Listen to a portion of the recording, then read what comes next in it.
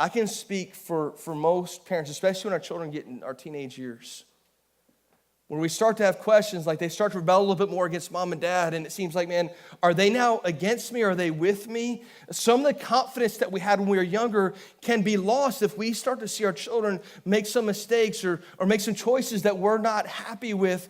It can start to lose our confidence. But here, the psalm writer is saying, when those children become adults, and you can now go before your enemies, and you can stand with your children having your back, it gives you a confidence that you didn't have previously to say, I know if I conquer this facing this tough thing called parenting, that I can face whatever the world has for me.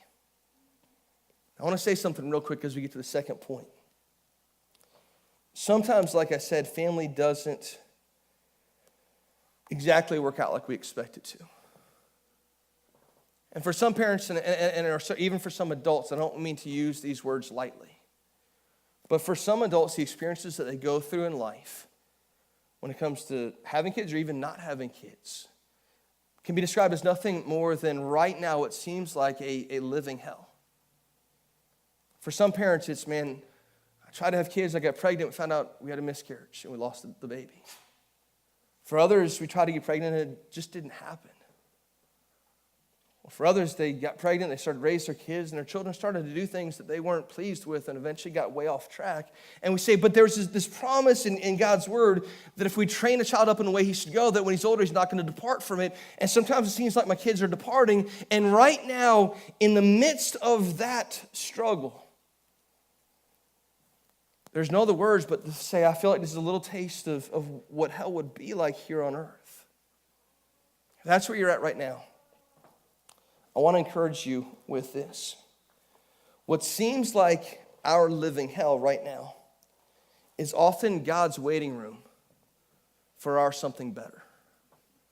What seems like our living hell is often the waiting room for God's something better.